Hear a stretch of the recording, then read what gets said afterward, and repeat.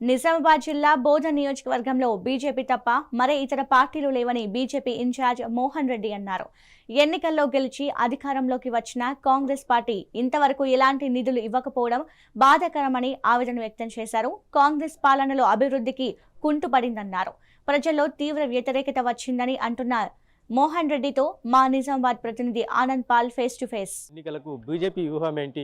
ఇదే అంశంపై మనతో మాట్లాడడానికి బోధన్ నియోజకవర్గ ఇన్ఛార్జ్ బీజేపీ మోహన్ రెడ్డి ఉన్నారు. ఆయనతో మాట్లాడే ప్రయత్నం చేద్దాం. సార్ చెప్పండి, అయితే త్వరలోనే జరిగిన స్థానిక సంస్థల ఎన్నికలకు మీ బీజేపీ వ్యూహం ఏంటి? స్థానిక సంస్థల ఎన్నికలు ప్రభుత్వం 42% రిజర్వేషన్ తోటి బీసీ రిజర్వేషన్ తోటి ముందుకెళ్తామని ప్రభుత్వం భావిస్తూ ఉంది.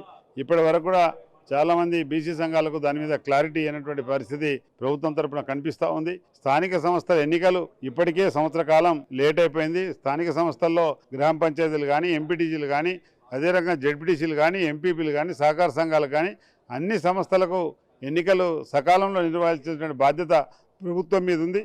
ప్రభుత్వం ఆ బాధ్యతను విస్మరించి ఇప్పటి వరకు ఎన్నికలు జరపలేదు. ఎన్నికలు ఎప్పుడొచ్చినా భారతీయ జనతా పార్టీ ఎదుర్కోవడానికి సిద్ధంగా ఉంది. తప్పకుండా కాంగ్రెస్ పార్టీ మీద ఉన్నటువంటి వ్యతిరేకత, టీఆర్ఎస్ మీద ఉన్నటువంటి అసంతృప్తి, ఈరోజు ప్రతి ఒక్కరు కూడా డబుల్ ఇంజిన్ సర్కారు భారతీయ జనతా పార్టీ రావాలని, దానికి బలోపేతం కోసం స్థానిక సంస్థల్లో భారతీయ జనతా పార్టీ అభ్యర్థులను పెద్ద ఎత్తున గెలిపిస్తారని ఆ రకంగా పార్టీ ముందుకెళ్తామని తెలియజేస్తా ఉన్నాం. అయితే కాంగ్రెస్ ప్రభుత్వం ఏర్పడి 18 నెలలు దాటింది. బోధన్ నియోజకవర్గానికి అభివృద్ధికి ఎన్ని నిధులు కేటాయించింది?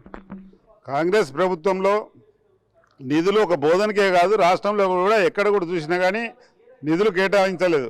ఈరోజు ఆర్ఎండ్బి తీసుకోండి, ఎక్కడ చూసినా రహదారులు చూసుకున్నట్టయితే అందరూ కూడా అన్ని దగ్గరలో కూడా రంధ్రాలు పడిపోయి రోడ్లంతా గుంతలమయమైనటువంటి పరిస్థితి. ప్రభుత్వ ఆసుపత్రులు తీసుకోండి, వైద్య సిబ్బంది లేక మందుల కొరతోటి రోగులంతా బాధపడుతూ ఉన్నారు. ఇరిగేషన్ సెక్టర్ తీసుకుంటే ఎక్కడ కూడా కెనాల్లో కానీ చెరువుల్లో కానీ తట్టెడు మట్టి తీయనటువంటి పరిస్థితి. ఈ రకంగా విద్యా వ్యవస్థ చూసుకుంటే అనేక స్కూళ్ళల్లో కొత్త టీచర్ల నియామకాలు లేక, డిఎస్సీలు లేక, విద్యార్థులకు టీచర్లు లేక ఇబ్బంది పడుతున్నట్టు పరిస్థితి. ఈరోజు హాస్టళ్ళు చూసుకుంటే మెస్ ఛార్జీలు చెల్లించక అక్కడ విద్యార్థులు ఇబ్బంది పడుతున్నారు.